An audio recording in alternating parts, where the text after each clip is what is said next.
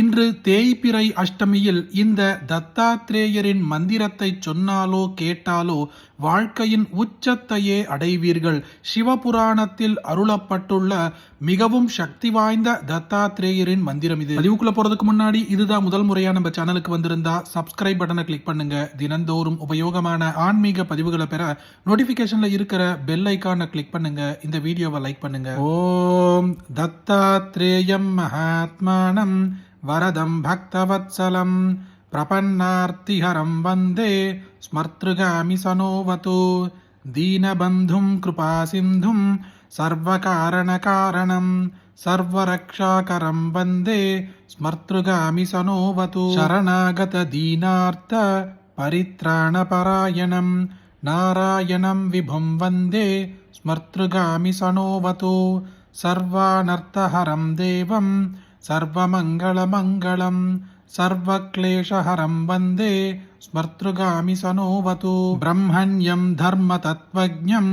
பக்தகீர்த்திவிவர்தனம் பக்தாபீஷ்டப்ரதம் வந்தே ஸ்மர்த்ருகாமி சனோவது சோஷணம் பாபபங்கஸ்ய தீபனம் ஞானதேஜசः தாபப்ரசமனம் வந்தே ஸ்மர்த்ருகாமி சனோவது சர்வரோகப்ரசமனம் சர்வபீடாநிவாரணம் விபதுத்தரணம் வந்தே ஸ்மர்த்ருகாமி சனோவது ஜன்மசம்சாரபந்தக்னம் ஸ்வரூபானந்ததாயகம் நிஸ்ரேயசபதம் வந்தே ஸ்மர்த்ருகாமி சனோவது ஜயலாபயசக்காம தாதுர்த்தஸ்ய யஸ்தவம் भोगमोक्षप्रदस्येमं प्रपठेत् सुकृती भवेत् श्रीपादः पादु मे पादौ ऊरु सिद्धासनस्थितः पायात् दिगम्बरो गुह्यं नृहरिः पादु मे कटिं नाभिं पादु जगत्श्रेष्ठा उदरं पादु दलोधरः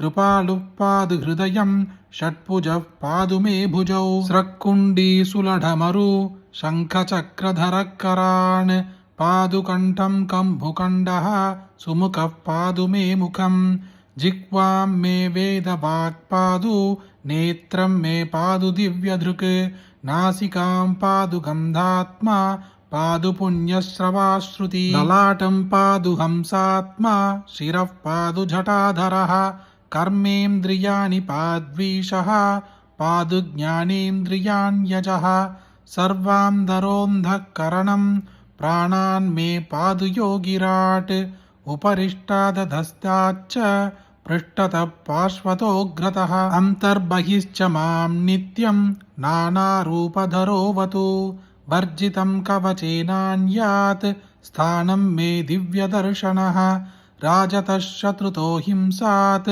दुष्प्रयोगादितो मतः आदिव्याधिभयार्थिभ्यो दत्तात्रेयस्ततावतु धनधान्यगृहक्षेत्र स्त्रीपुत्रपशुकिङ्करान् ज्ञातींश्च पादु मे नित्यम् अनसूयानन्दवर्धनः पालोन्मत्तपिशाचाभूत् युनित्सं दिशु पादु मां भूतभौतिकमृत्युभ्यो हरिपादु दिगम्बरः ययेतद्दत्तकवचं सन्नह्यात् भक्तिभावितः सर्वानर्थविनिर्मुक्तो ग्रहपीडाविवर्जितः भूतप्रेतपिशाचाद्यैः देवैरभ्यपराजितः भुक्त्वाक्त्रदिव्यान् भोगान् सह தேகோம் தே தத்பதம் விரஜேத். சிவபுராணத்தில் அருளப்பட்டுள்ள இந்த தத்தாத்ரேயரின் மந்திரம் வாழ்க்கையின் தலையெழுத்தையே மாற்றி உச்சக்கட்ட பலனை தரக்கூடிய மந்திரம். இன்று தேய்பிறை அஷ்டமியில் இந்த தத்தாத்ரேயரின் மந்திரத்தை சொன்னாலோ கேட்டாலோ அவர்களின் கஷ்டங்கள் அனைத்தும் நீங்கி வாழ்க்கையின் உச்சத்தையே அடைவார்கள். அப்படிப்பட்ட அற்புதமான இந்த பதிவை உங்களுக்கு தெரிஞ்ச எல்லாருக்கும் கட்டாயம் பகிருங்க.